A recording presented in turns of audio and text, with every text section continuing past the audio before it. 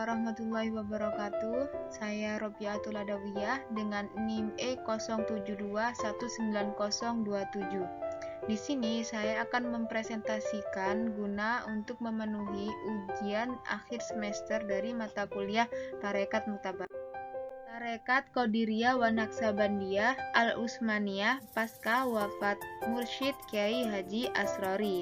Tarekat Qadiriyah wa Naqsabandiyah itu sendiri merupakan tarekat yang masuk ke Indonesia yang termasuk tarekat yang mutabaroh yakni ajarannya bersambung sampai pada Rasulullah Shallallahu Alaihi Wasallam.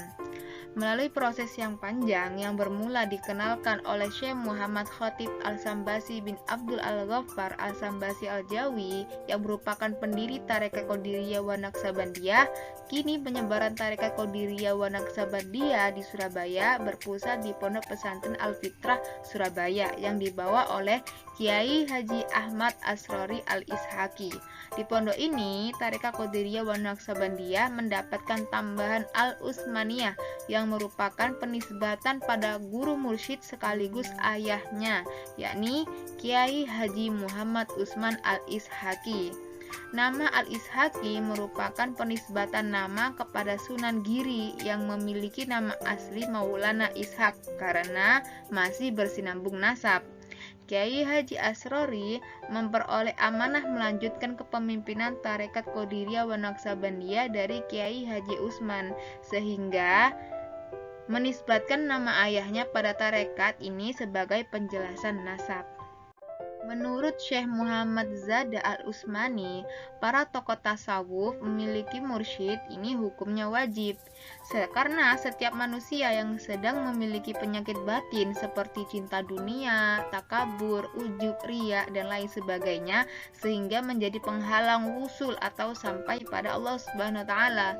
Untuk menyembuhkannya, seseorang tidak cukup hanya belajar secara otodidak. Diperlukan dokter jiwa. Yang dimaksud dokter jiwa yakni seorang syekh sebagai penuntunnya. Syekh atau mursyid secara definitif telah menguasai tahap kesempurnaan trilogi keilmuan, syariat, hakikat, dan ihsan.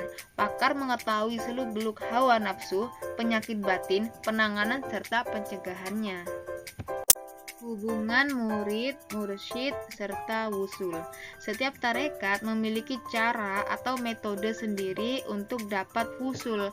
Namun pada setiap tarekat memiliki persamaan, yakni menjadikan suhbah sebagai relasi antara murid dan mursyid, suatu relasi yang terbangun dari adanya baiat atau perjanjian. Pandangan Sufi mengatakan bahwa baiat merupakan suatu janji seorang pada Allah Subhanahu wa Ta'ala yang dibuat dengan kesadaran serta kesanggupan dengan bantuan mursyid. Baiat dalam tarekat mengandung dimensi spiritual yang dianugerahkan seorang wakil dari suatu silsilah nasab yang bersambung sampai pada Nabi Muhammad SAW. Menurut ahli tarekat, baiat merupakan tradisi yang diambil dari keteladanan Nabi Muhammad ketika seseorang hendak masuk Islam untuk dibaiat terlebih dahulu, sehingga baiat dalam tarekat ini merupakan perjanjian yang bersifat baik dan positif.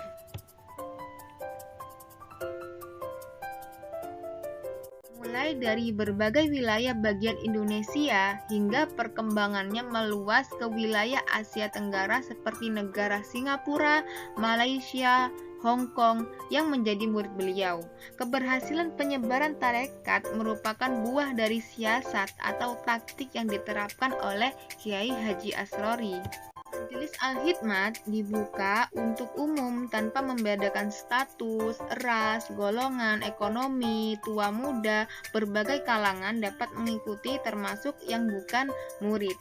Zikir ini dipimpin oleh imam khusus serta pembacaan zikir dalam majelis menggunakan irama yang menjadikan bacaan zikir khusyuk sampai kepada hati yang membaca. Perilaku ini dapat dijumpai di majelis zikir, Maulidur Rasul, dan manakib yang dilaksanakan setiap hari Ahad setiap awal bulan di Masjid As-Salafi Al-Fitrah Kedinding setelah maghrib.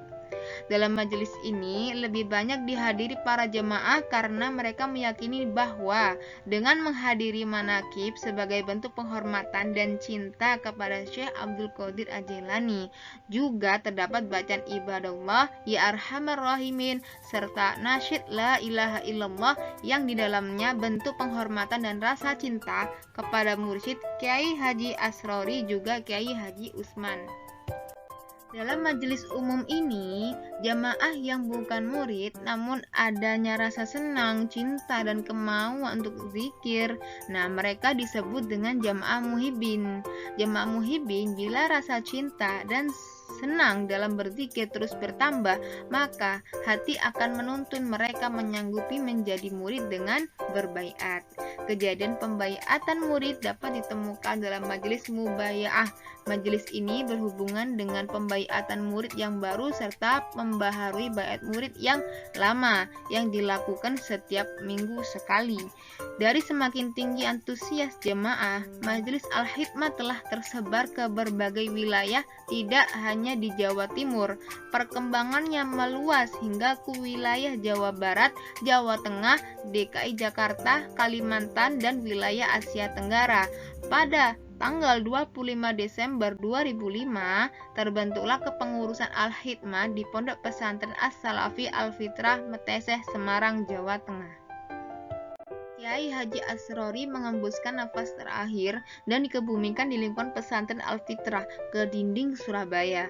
Sebelum beliau wafat, beliau belum menunjuk mursyid pengganti sebagai penerus mursyid Thariqah Qadiriyah Naqsabandiyah Al-Utsmaniyah, bukan juga dari anak keturunan beliau. Berbeda kisah saat kemursyidannya dahulu. Dalam ajaran tarekat, hanya seorang mursyid yang dapat menunjuk mursyid penerus serta dapat membaiat murid. Maka semenjak Kiai Haji Asrori wafat, jumlah murid Thariqah Qadiriyah Naqsabandiyah Al-Utsmaniyah tidak dapat bertambah.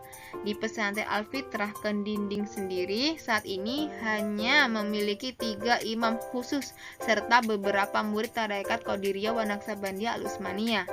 Meski telah kehilangan mursyid Thariqah Qadiriyah Al-Utsmaniyah, tidak menyurutkan jamaah Majelis Al-Hikmah, bahkan semakin meningkat jumlah jamaahnya. Bisa dilihat pada acara majelis zikir, Maulidur Rasul, manakib, serta majelis haul yang terus meningkat jumlahnya.